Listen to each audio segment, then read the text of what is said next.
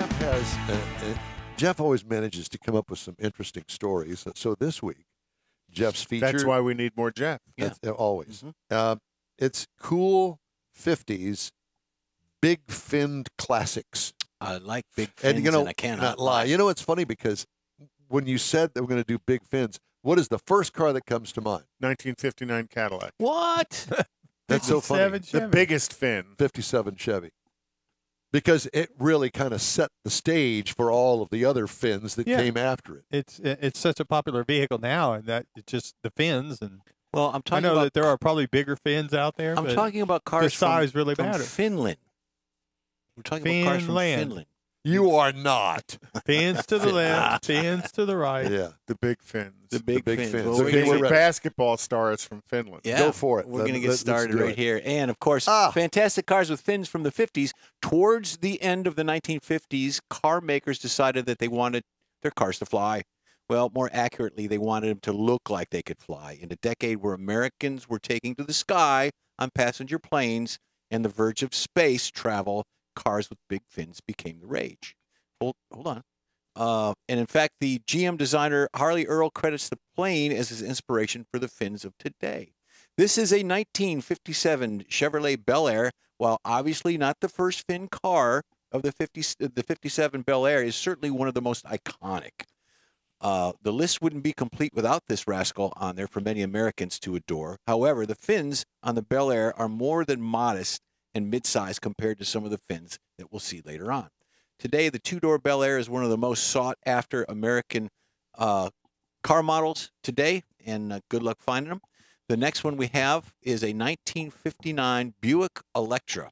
The 1959 Buick Electra is absolutely stunning. It didn't have enormous fin tails. It had nose fins, too. Look at that. It's awesome. The striking I have nose hairs, but not nose fins. Yeah, well, that's different. The striking and unique appearance of the Electra gave it slightly amphibious look, which is distinguished from its other 50s cars with tail fins. I was never a fan of that angle in the headlights. I like it. I like all of these. In fact, these are my choices. Whether you spot one from the front or the rear, the car with the fins will make you do a double take. I like it. That's a beautiful car. My dad had a 59 Buick like that. Anyway, go ahead. Yeah. As soon as I flip my page. The next one is a 57 Lincoln Premier.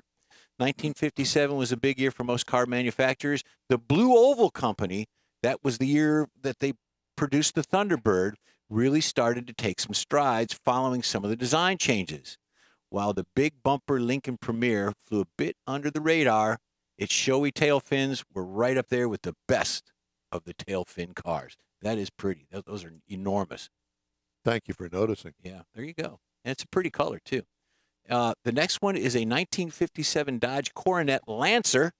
While talking about sexy lines and fins of the 50s, one doesn't usually consider the enormity of a 57 Dodge Coronet Lancer. However, in the decades of cars with lackluster performance, Dodge stood out in the 50s with an early generation Hemi.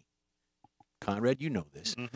They produced, it was a wicked time for the 340 horsepower. Sadly, very few of the Coronet Lancers fitted with the Hemi are still available, and if you can find one now, they are a small fortune. Yeah, they're very, very expensive if you find one, especially in a pristine condition.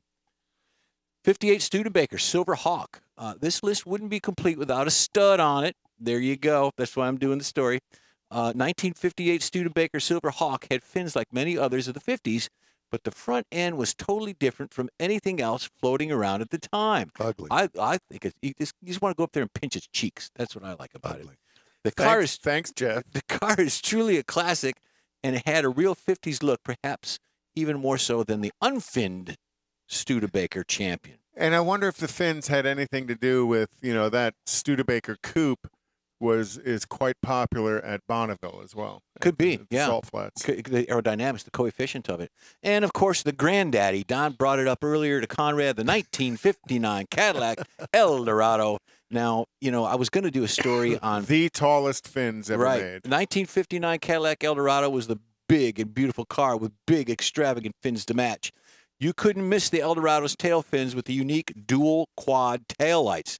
Thanks to the unique design of these fins, look like an afterburner lifting a jet off the ground. In fact, the whole back end of the Eldorado is very reminiscent of a jet fighter that some seriously cool GM engineers credited. And you could walk past it and it could poke your eye out. It could poke your eye out so far. Yep. Well, I was going to do a story on the worst Cadillacs ever made, and there's no information on that. So yeah, well, sure. You want me to tell you? The In Wheel Time Car Talk Show is available 24/7 through the iHeartRadio app. Just look for In Wheel Time Car Talk. We also video stream on Facebook.